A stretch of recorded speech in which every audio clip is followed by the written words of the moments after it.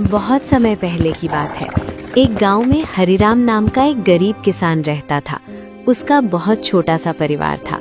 उसके परिवार में एकमात्र उसकी बेटी थी जिसका नाम मुस्कान था। हरिराम ने बहुत ही शौक से मुस्कान को शहर में पढ़ने के लिए भेजा था। हरिराम की बेटी मुस्कान बहुत ही गुणवान और होशियार थी। उसी गांव में ठाकुर गजेंद्र सिंह नाम का एक लालची और बेईमान जमींदार रहता था।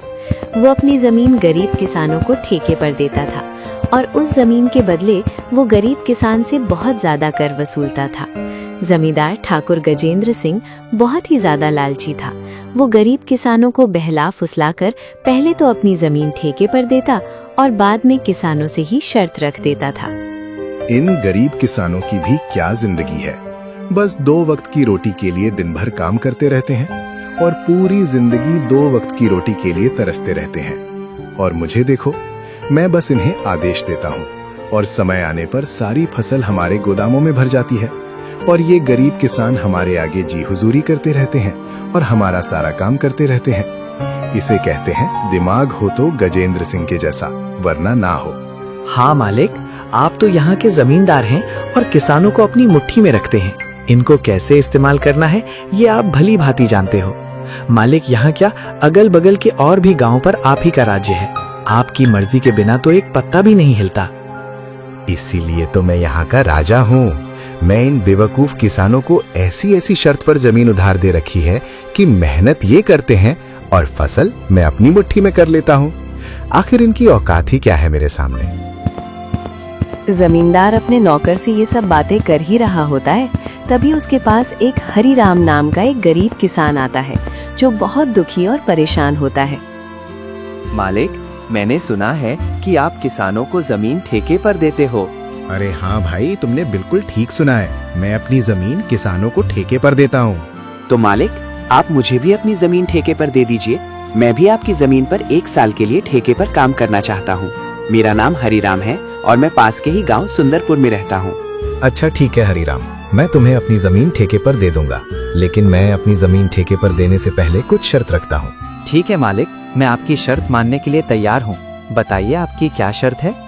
शर्त ये है कि तुम्हें मेरी जमीन पर काम करना होगा और 1 साल के बाद उस जमीन पर जो भी फसल उगेगी उसका आधा हिस्सा तुम्हारा होगा और आधा हिस्सा मेरा होगा। जी ठीक है मालिक, मुझे आपकी शर्त मंजूर है। जमींदार से जमीन की कागजी कार्रवाई करने के बाद हरिराम अपने घर चला जाता है और अगले दिन खेती करने के लिए उस खेत में पहुंच जाता है।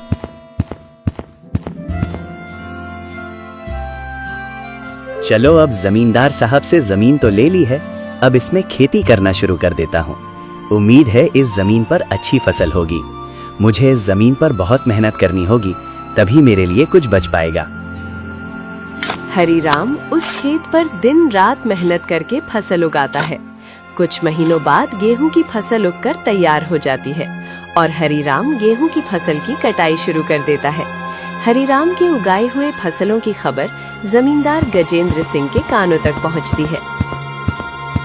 क्या मालिक, आपको पता नहीं है क्या, आज हरिराम अपनी फसल की कटाई कर रहा है। इस साल तो हरिराम ने बहुत अच्छी गेहूं की फसल उगाई है। हरिराम ने जो गेहूं की फसल उगाई है वो तो एकदम से लहलहा रही थी। हरिराम ने उसकी कटाई करना शुरू कर दिया है। क्या सच में? ये तो बहुत अच्छी खबर है कि हरिराम आज फसल की कटाई कर रहा है। चलो चलकर देखते हैं। इस बार तो गेहूं की फसल बहुत अच्छी हुई है। अगर आधी जमींदार साहब भी ले जाएंगे तो फिर भी मेरे पास कुछ तो बच ही जाएगा।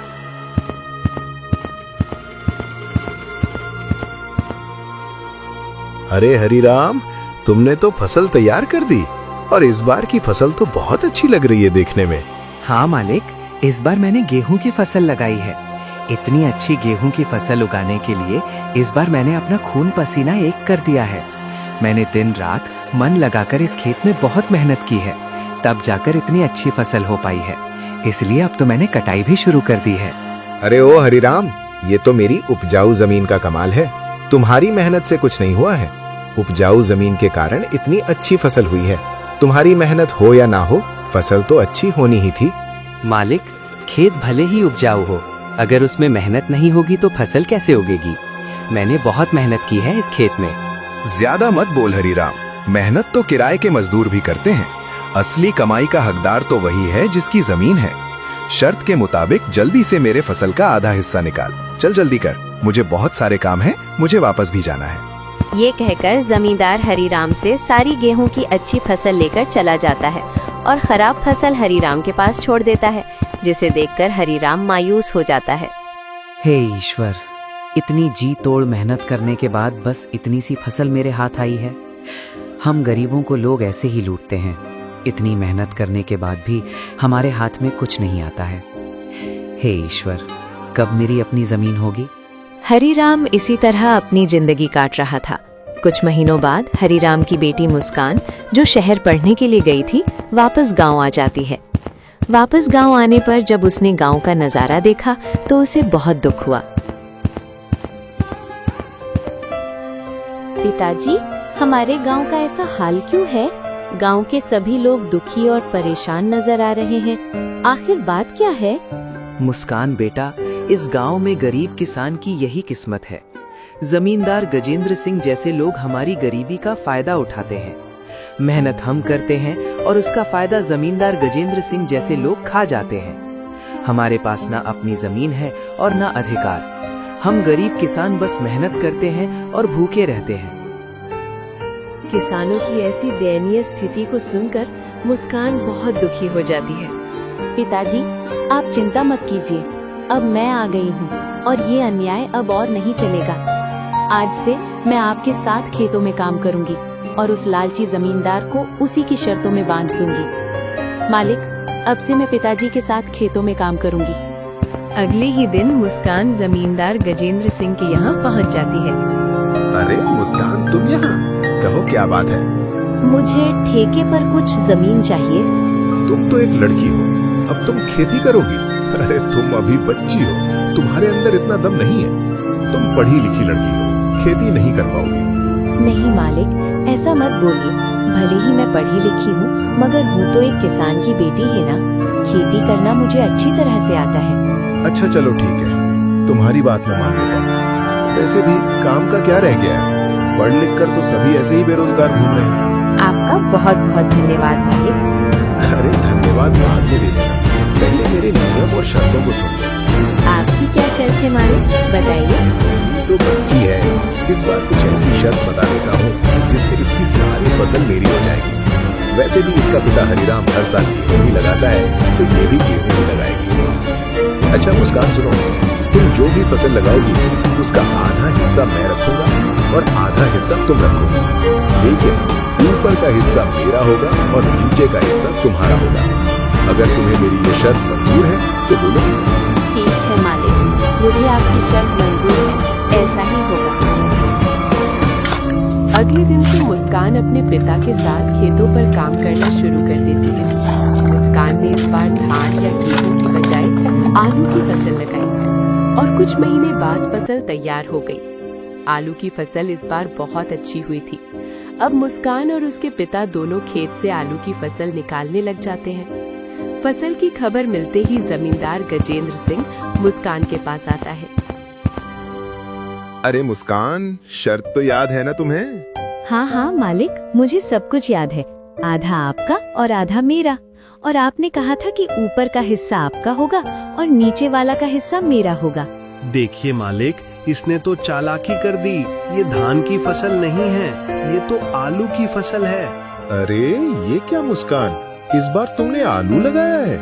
ये तो आप ही की शर्त थी मालिक, और आपने ही शर्त बताई थी, और अब आप ही शर्त मानने को तैयार नहीं है। अरे लेकिन मैं इस घास फूस को लेकर क्या करूँगा, जबकि सारे आलू तो तुम ले रही हो।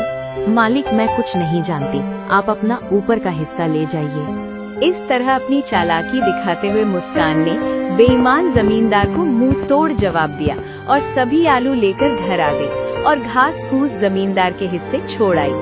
मालिक, पूरे गांव में आज तक किसी ने भी आपसे चालाकी दिखाने की हिम्मत नहीं की, और ये हरीराम की बेटी मुस्कान इतनी आसानी से आपको बेवकूफ बना गई। अरे ये हरीराम की बेटी मुझे क्या बेवकूफ बनाएगी? आने दो, इससे अगली बार उसे ऐसा सबक सिखाऊंगा कि मुझसे उलझने की कोशिश नहीं करेगी।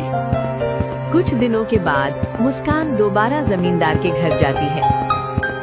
आपकी जमीन ठेके पर चाहिए थी, ठीक है, मैं तुम्हें अपनी जमीन ठेके पर दे दूंगा, पर मेरी इस बार की शर्त भी कान खोलकर सुन लो लड़की। इस बार तुम्हारी कोई चालाकी नहीं चलेगी। इस बार नीचे का हिस्सा मैं लूंगा और ऊपर का हिस्सा तुम्हारा होगा। क्या तुम्हें मेरी ये शर्त मंजूर है? मालिक, मुझे आपकी शर्त मंजूर है। मालिक, इस बार फसल के ऊपर का भाग मेरा ही होगा। इस तरह मुस्कान जमींदार से बात करने के बाद घर आ जाती है। इस बार भी मुस्कान दोबारा खेती करने की तैयारी में जुट जाती है।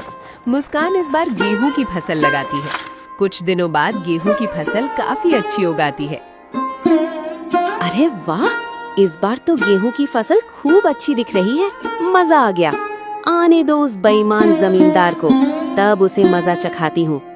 कुछ दिनों के बाद जमींदार मुस्कान के पास आता है। जैसे ही जमींदार मुस्कान के खेत के पास पहुंचा, तो गेहूं की फसल देखकर उसका तो दिमाग ही चकरा गया। अरे ये क्या? इस मुस्कान ने तो इस बार गेहूं की फसल लगा दी है। ये लड़की तो जितना मैं सोच रहा था उससे कहीं होशियार निकली। प्रणाम मालिक, कैसे हैं आप? ठीक तो है ना? देखिए मालिक, इस बार मैंने गेहूं की फसल लगाई है और आपकी शर्त के अनुसार फसल के ऊपर का हिस्सा मेरा होगा और नीचे का हिस्सा आपका होगा। इस तरह अपनी चतुराई से मुस्कान ने दोबारा जमींदार गजेंद्र सिंह को मूर्ख बना दिया और जमींदार एक बार फिर से धोखा खाकर गुस्से से तिलमिला गया। अरे मालिक, उस पिद्दी सी लड़की का दिमाग तो देखिए। आप जैसे इतने बड़े चालबाज जमींदार को उसने फिर से मूर्ख बना दिया। तुम सही कह रहे हो नौकर, मैं तो उसे बच्ची ही समझ रहा था और उस बच्ची ने मुझे फिर से मूर्ख बना दिया। अगली बार उसे आने दो, फिर उसे बताता हूँ कि जमींदार गजेंद्र सिंह क्या चीज है। कुछ दिनों बाद फिर से फसल उगाने का समय आ गया। चलो उस लालची जमींदार से आज फिर से मुलाकात करती हूँ और उससे ठेके पर जमीन लेकर फिर से फसल उगाती हूँ और देखती हूँ कि इस बार वो जमींदार शर्त में अपना कौन सा खुराफाती दिमाग लगाता है। ये सोचकर मुस्कान ठेके पर जमीन के लिए उस जमींदार के पास फिर से जाती है। अच्छा, तो तुम मुझसे मिलने के लिए फिर से आ गई। देखो लड़की, तुम मुझसे ज्यादा होशियार बनने की कोशिश मत करना। मैं भी जमींदार गजेंद्र सिंह हूँ। मुझे होशियारी नहीं आती है मालिक, मैं तो एक गरीब किसान की बेटी हूँ। होशियार तो आप लोग हैं जो गांव के गरीब किसानों की मजबूरी का फायदा उठा रहे हैं। अपनी जुबान पर काबू रखो मुस्कान। ये तुम क्या बोले जा रही हो? जिस काम के लिए आई हो वो बात करो। यहाँ ज्यादा ज्ञान बांटने की जरूरत नहीं है। ठीक है मालिक, चलिए काम की बात करते हैं। मुझे इस बार भी आपकी जमीन ठेके पर चाहिए। बताइए मालिक, इस बार आपकी क्या शर्त है? हाँ, शर्त तो है। तू खुद को बड़ा होशियार समझती है ना लड़की। इस बार फसल का ऊपर का और नीचे का हिस्सा मेरा होगा और बीच का हिस्सा तेरा होगा। अब बोल, क्या तुम्हें मेरी ये शर्त मंजूर है? बिल्कुल मंजूर है मालिक, जैसा आप कहें। अच्छा ठीक है मालिक, तो अब मैं चलती हूँ। मुझे फसल उगाने की तैयारी भी करनी है। लालची जमींदार की बात मानकर मुस्कान अपने घर चली जाती है और वो फिर से फसल उगाने की तैयारी में लग जाती है और इस बार वो गन्ने की फसल लगाती है। मुस्कान बेटा, इस बार तुमने खेत में कौन सी फसल लगाई है? पिताजी, इस बार मैंने गन्ने की फसल लगाई है। फसल काफी अच्छी हुई है। इस बार भी आमदनी अच्छी होगी पिताजी। ये तो बहुत अच्छी बात है बेटा, तुम बस ऐसे ही मेहनत करती रहो। कुछ महीनों बाद लालची जमींदार और उसका नौकर दोनों मुस्कान के पास आते हैं। मालिक, इस बार तो मुस्कान का दिमाग ही चकराने वाला है। इस बार तो आपने शर्त ही ऐसी रखी है, ऊपर का हिस्सा आपका और नीचे का भी हिस्सा आपका। तुमने बिल्कुल सही कहा। इस बार मैंने अपने दिमाग का 100% उपयोग करके ब्रह्मास्त्र छोड़ा है। मैं भी अब देखता हूँ वो किसान की बेटी मुस्कान कैसे बचती है। इस तरह दोनों बातें करते हुए खेत के पास पहुंच जाते हैं और जैसे ही वो खेत के पास पहुंचते हैं तो देखते हैं कि इस बार मुस्कान ने गन्ने की खेती की है। मालिक, ये मुस्कान तो आपकी भी अम्मा निकली। देखिए जरा, इस बार उसने कौन सी फसल लगाई है? इस मुस्कान ने तो इस बार गन्ने की फसल लगाई। अब बताओ भला, ऊपर का और नीचे का हिस्सा मेरा होगा और बीच का हिस्सा उसका होगा। मतलब इस बार भी मेरे हिस्से में घास फूसी आनी है। मैं इस बार भी बेवकूफ बन गया। मान गया इस किसान की बेटी के दिमाग को। अरे मालिक, आप आइए आइए, कैसे हैं आप? दोनों आपस में क्या खुसुर फुसुर कर रहे हैं?